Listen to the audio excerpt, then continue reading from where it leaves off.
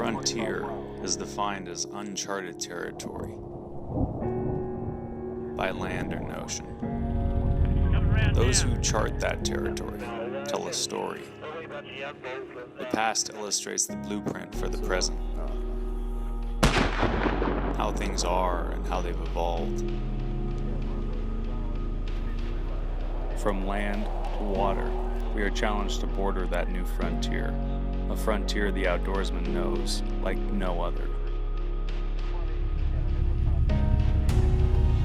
Author Gary Lewis works his way along that edge of where discoveries, failures, and achievements have written the story of the sportsman.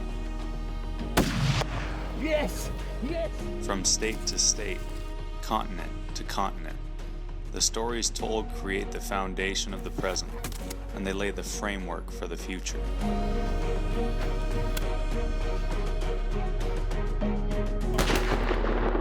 Through the muzzle fire and on the stone are stories from the edge. Water is the most important thing as far as Indians are concerned, 'cause that's life. The past is written, the present is here, and this is Frontier Unlimited.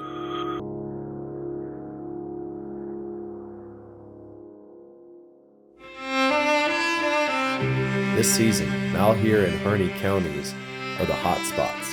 The further south and east, the better. Another option is the Chutes Canyon, or the breaks of the Snake. 1995 is when I got out of college and started thinking this was a good career choice. If I was doing something else, I could probably retire soon, and it doesn't look like I'll be retiring anytime soon. So, well, I don't want you retiring anytime soon. we can go It doesn't need to be down there by the fuel tanks, and we can throw right there. Just shoot a few. We hunted Sage Canyon Outfitters, east of Maupin, on a brisk November morning. Stephen and Molly Weimer followed Lewis out. There was an opportunity to buy a rafting company here locally in Maupin, and we did that, and this place was available or came up for sale, and my ranch partner and I decided that we'd take a run at it, and that was in 2002, so we've been here for 17 years. Bob Crine was standing at the campfire when Lewis and crew rolled in. Missed the second. Pull. Pull.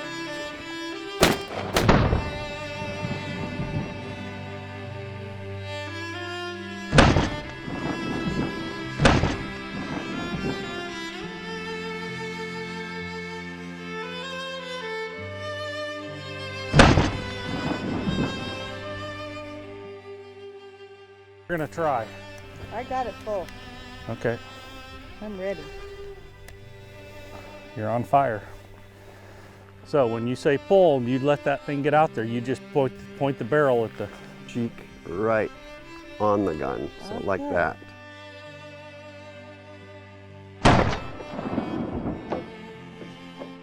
Oh, for me, I'm just like nervous about how am I going to get that gun to hit that bird.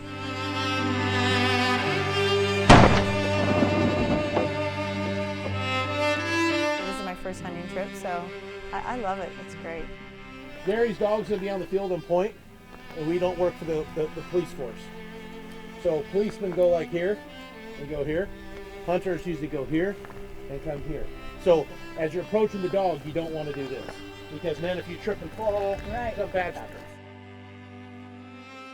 It's great to shoot a few clay pigeons before the hunt starts so that you can assess how you're shooting, and then if there's any bad habits, we can fix them right away, make some improvements, make sure everybody's got their guns up in the air when we start out on the hunt, and proper finger position relative to the trigger. Kind of breaks through the ice, gets the jitters out.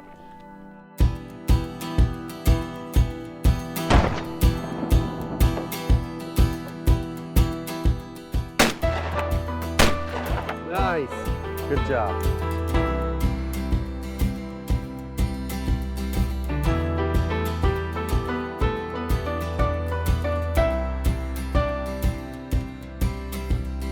I looked up dog training, got involved with NAVDA training, and decided to get with them and have NAV to help me train her. So we went to numerous trainings, and then we went through the NAVDA testing.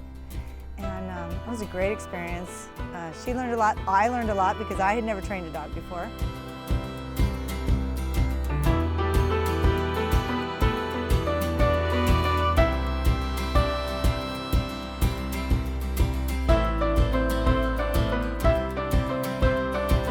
You guys are hunting with pointing dogs, so obviously you're going to be close action. I'm assuming you flush your own birds. I'd watch the self-defense shots as you come up. That bird's coming right at you. You know you might need to. So when we go in on a point, walk in with the gun like this, on safe. And you leave it on safe until the bird flushes, and then you pick out the bird you want, and then you shoot.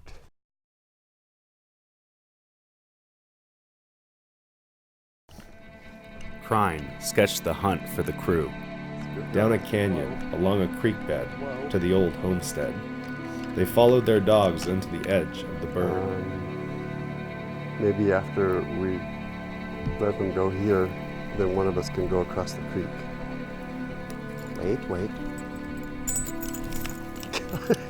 Break a leg. Okay, Molly, go ahead and pop a couple. Go by itself. In the canyon, in the head-high ryegrass and silver sage, they quickly lost sight of the two poodle pointers, 6-year-old Liesel and Weimer's 2-year-old Ruby. Look for Liesel. I think she's on point. Right there. Wait. Good hold, Molly. Good job. No bird. Ruby. No bird. Ruby. No bird. The rooster gave them the slip. Ruby, here. Another chucker streaked out of range. Here. I think she's down in some water. Steve, maybe you get out in the road. Up. Where's the birds? Good girl. 2 chucker rocketed out ahead of the crew and left the canyon over the brow of the hill. No bird.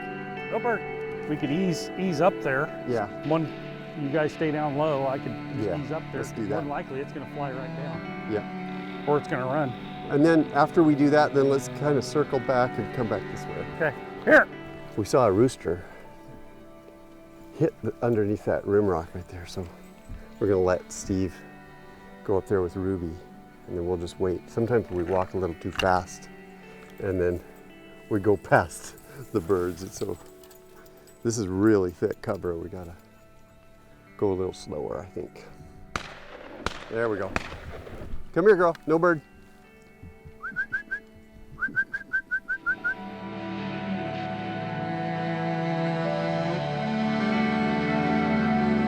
I get up there, and it's kind of tucked in. It's under rocks, I can't see it.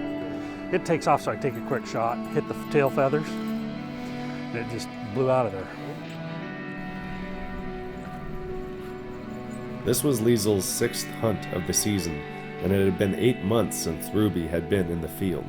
Best case, the dogs would work together, and the younger might learn something from the older dog. Liesel stayed close. Stephen picked his way along the canyon wall while Molly and Lewis stayed tight behind the dogs. Ruby, find the bird. Oh, Liesel got it. I had so much fun with Liesel the times we went out on her first hunt. I had so much fun, and she's such a good dog, and nothing's been better than to get that dog. Drop it, drop it, drop it. Good girl. Good dog. There you go. Who got this one? I did. Wow. I was waiting for Molly, and that one was flying away, and this one flew right over my head. Liesel quartered up one side of the narrow draw, back down and up the other side, 20 to 30 yards ahead. Tweety birds. Okay. I couldn't shoot because of where the people were.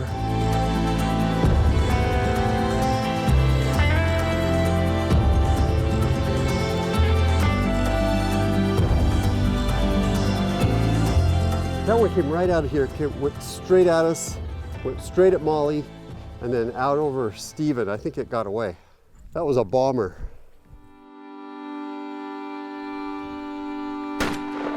When 4 birds flushed to 4 directions, Lewis knocked one down, and so did Stephen. My daughter had moved out and took her golden doodle with her.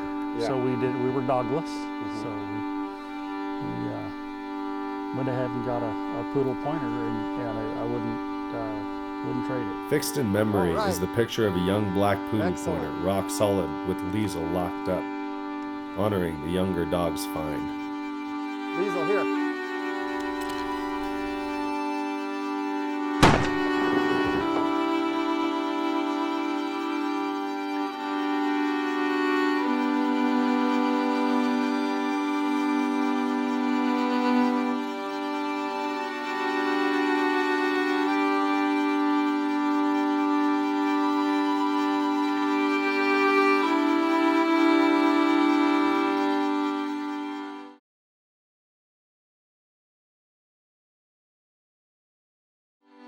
We hunted Sage Canyon Outfitters, east of Maupin, on a brisk for his November dog. morning.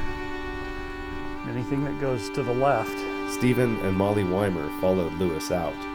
Right there, right there. Okay, she's on point. When she stopped, Up there. she locked up hard, Whoa. her head angled 45 Whoa. degrees left, 1 foot off the ground, Ready? Get it. Good shot. tumbled to a load of 7 Pick and it a up, girl. halves, and Molly Weimer collected her first chucker over the pup she had trained. Hunt him up.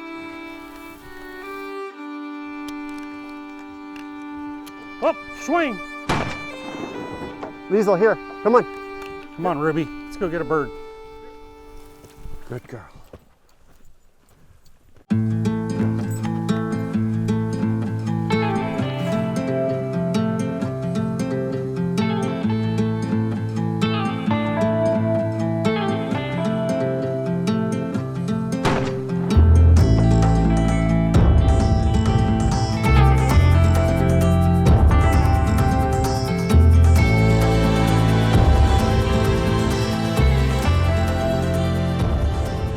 Good job.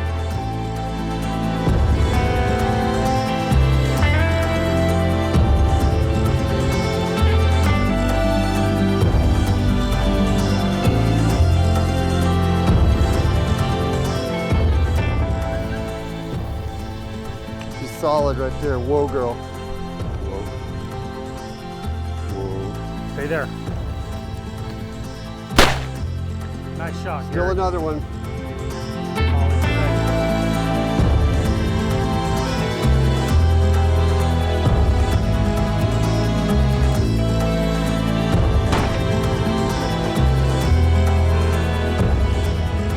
Come on. Good girl. Good dog.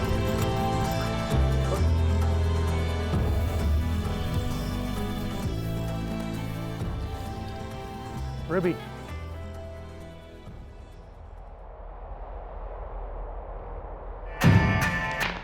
The crew set up for one last hunt up a draw near scars of a grass fire last season that threatened the range's cover Right there. and history. Good girl.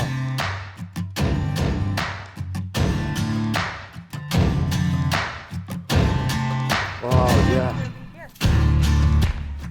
I love the outdoors, so I just love to be out here hiking with the dog, and I love to be with the dog. So I trained the dog, so it's kind of fun to be able to watch her That's a pretty one. in action to see what she can actually do. What you want on your wall, isn't it? That's what I want on my wall. Your dog will be pointing it all the time.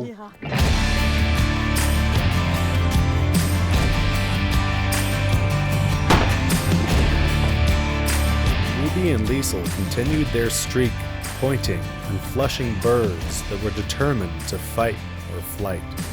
Right there.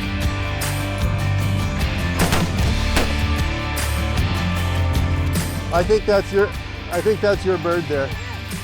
Liesel, this way. Dead bird.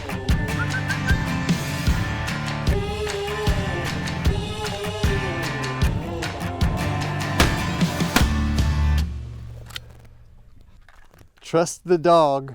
Trust the long nose.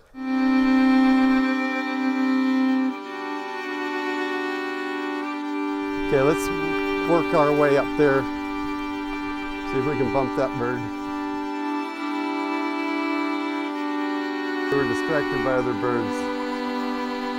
She's flagging there. Maybe there was one there earlier. Look at Ruby. Yeah.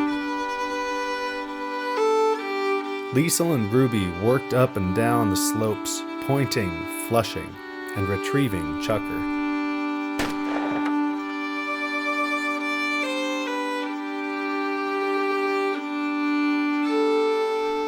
Son of a gun. I can see it. Right there. Good dog. Good girl. Good girl. Right here. Fetch it up. Right here. Good. Drop it. Shooters would swing and press the trigger. Some would hit, and some would miss among the old structures in wheat country. Well, that was great.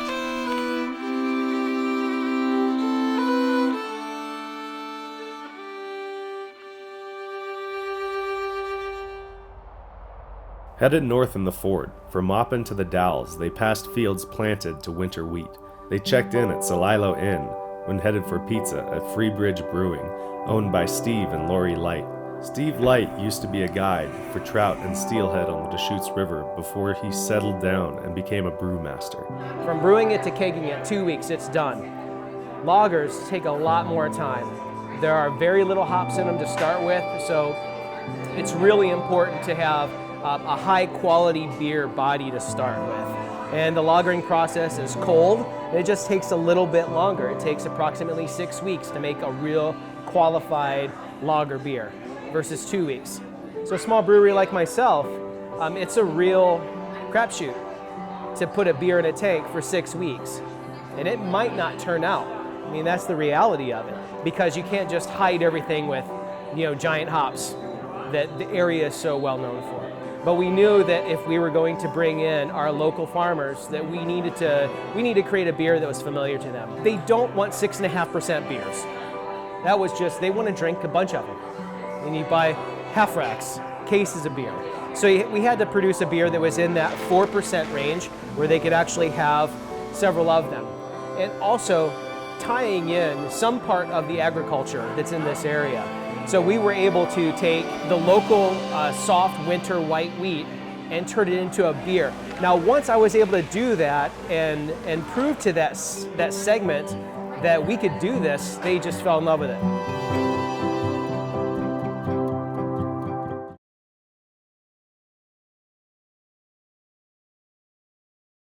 When a friend can't join on a Chuckar hunt, the least you could do is take the Chuckar to his restaurant.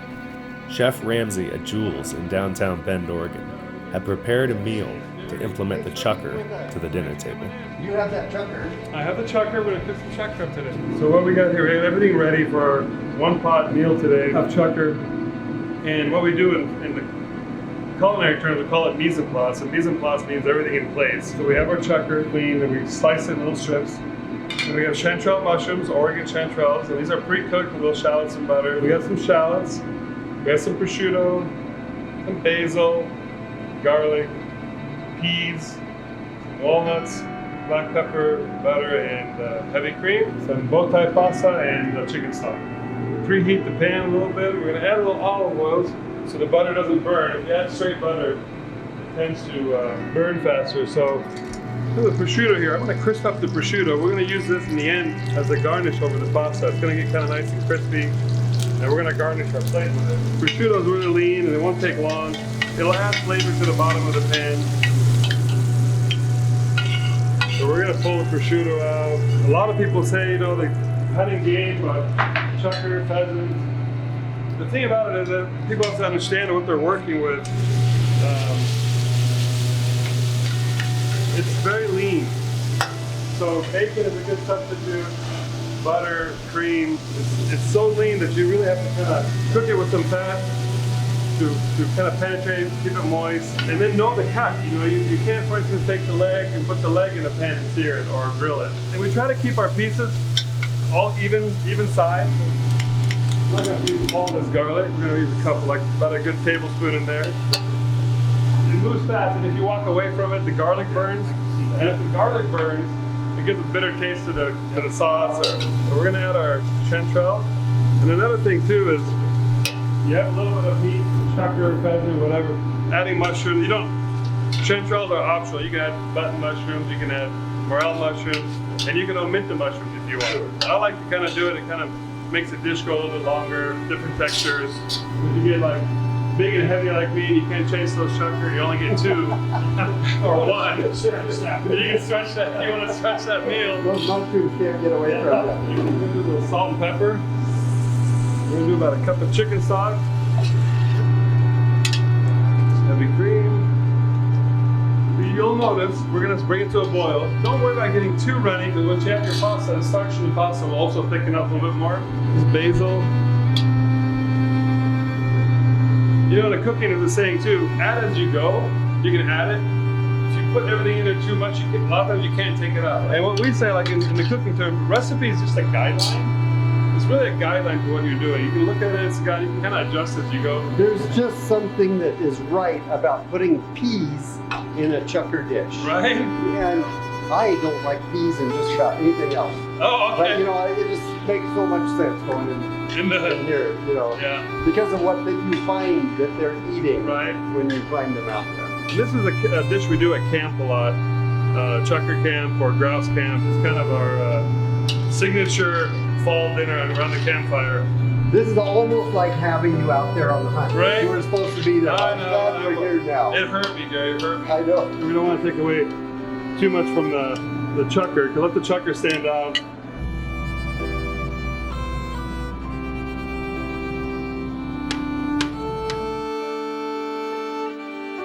That's it. Woo. Welcome.